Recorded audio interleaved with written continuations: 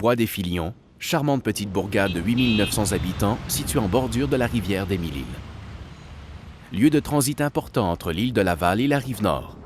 Plusieurs ponts y furent construits au fil des ans pour faciliter le transport de la population ainsi que le commerce. Encore aujourd'hui, ce carrefour démontre une popularité qui s'accroît de jour en jour.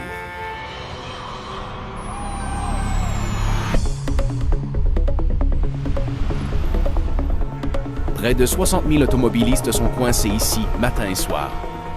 Une hausse avoisinant les 400 % en 8 ans. C'est plus que ce qu'on retrouve sur l'autoroute Bonaventure entre l'île des Sœurs et le centre-ville.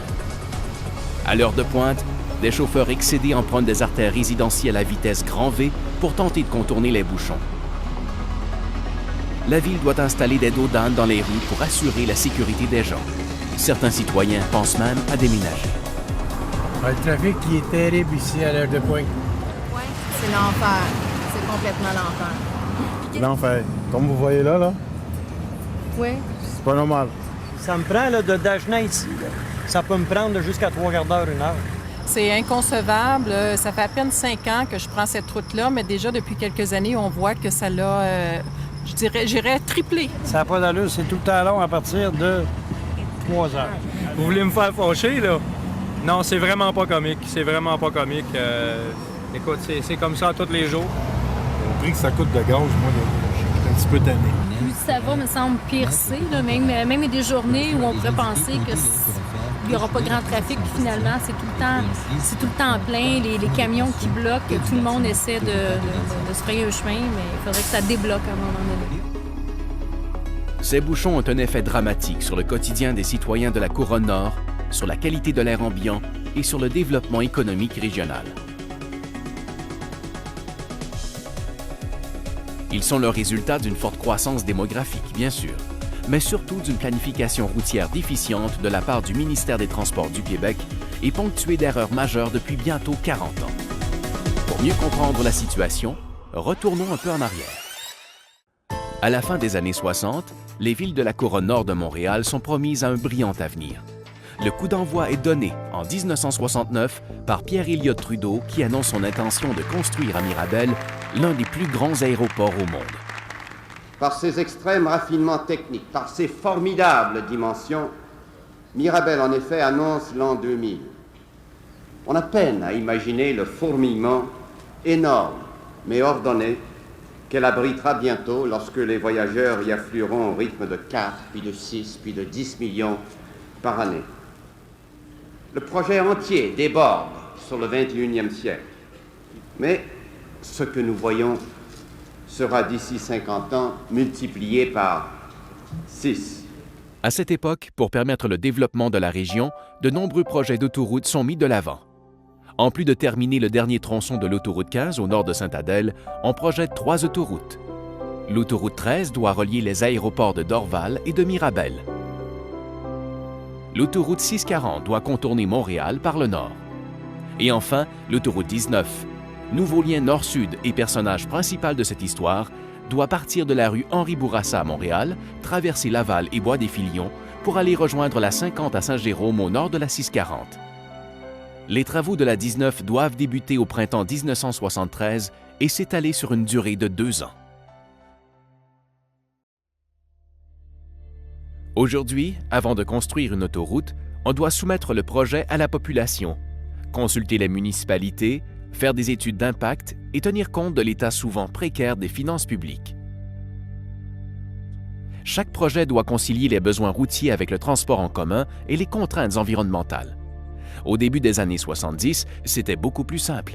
On dessinait le projet, on expropriait et on construisait la route, sans autre consultation. Le 23 mars 1972, plusieurs résidents de Bois-des-Filions apprendront en lisant le journal du matin qu'une autoroute viendra bientôt couper leur village en deux en plein cœur du centre-ville. Pour laisser passer la future 19, 4 avenues seront expropriées l'année suivante, impliquant la disparition de plus de 30 commerces et de 80 maisons.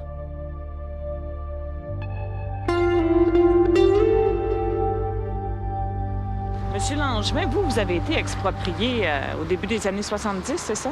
Oui, oui. Et vous aviez une propriété ici? Il y avait 2 propriétés ici.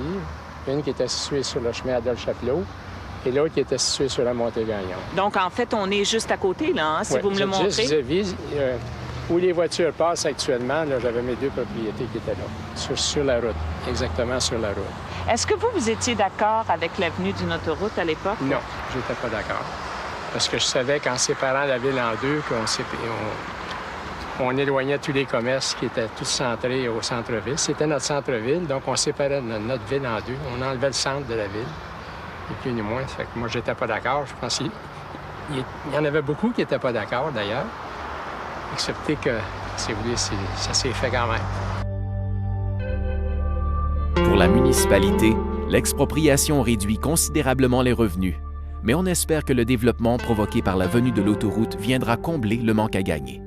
Malheureusement, les travaux sont interrompus à l'été 1974 et il n'y a personne au ministère pour donner une date de reprise.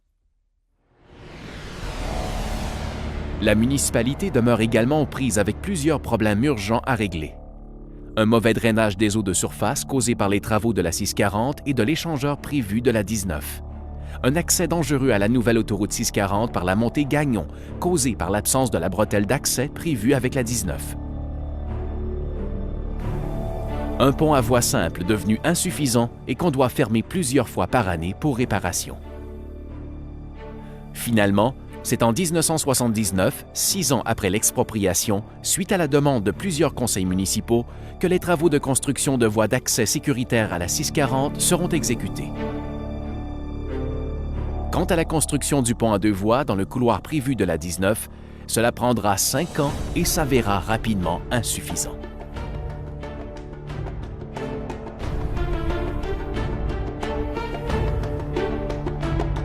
En attendant, la ville enregistre des déficits d'exploitation pendant plusieurs années consécutives. Elle a en outre dépensé inutilement 5 600 000 $ en réseaux d'aqueducs et d'égouts qui ne serviront jamais. Mais la région n'est pas au bout de ses peines. En 1977, après avoir réalisé que le progrès a un prix environnemental et qu'on a peut-être surévalué les besoins, le gouvernement établit un moratoire sur la construction des autoroutes au Québec. L'heure est à la consultation et aux études. En 1980, on annonce officiellement le report de construction de l'autoroute 19 jusqu'en 87. Le ministre de l'époque, Denis de Belleval, considère que les besoins de transport ne justifient pas la construction d'une autoroute et que les 15 millions que coûterait le prolongement de l'autoroute seraient mieux utilisés dans la modernisation de moyens de transport puissants et attrayants comme les trains de banlieue. En attendant le train, la congestion continue d'être un frein au développement de la région. Au cours de ces années, Bois-des-Filions reçoit des appuis de plus en plus nombreux de municipalités partenaires qui souhaitent elles aussi le parachèvement de la 19. Des études et jugements viennent à leur tour appuyer à plusieurs reprises la pertinence de cette demande. Après 20 ans d'attente, Marc-Yvan Côté, ministre des Transports, prometta pour 1992 le parachèvement de la 19 entre Dagenais et la 640. Promesse non tenue et répétée par son successeur, Norman Cherry, en 1994. En 1995, ça ne bouge toujours pas. Les usagers de la route doivent encore traverser Laval par le boulevard des Laurentides et faire la file d'attente avant de traverser le pont à 2 voies. La ville, à ce jour, a cumulé 1,2 million de pertes en revenus de taxation depuis l'expropriation et 40% de son territoire demeure sous l'emprise d'un seul propriétaire, le ministère des Transports. Elle hérite de paysages dévastés qu'elle ne peut aménager à sa guise, ainsi que de routes sans trottoir, peu déneigées, reliées entre elles par une intersection vétuste qui coupe la ville en deux et qu'il faut traverser à ses risques.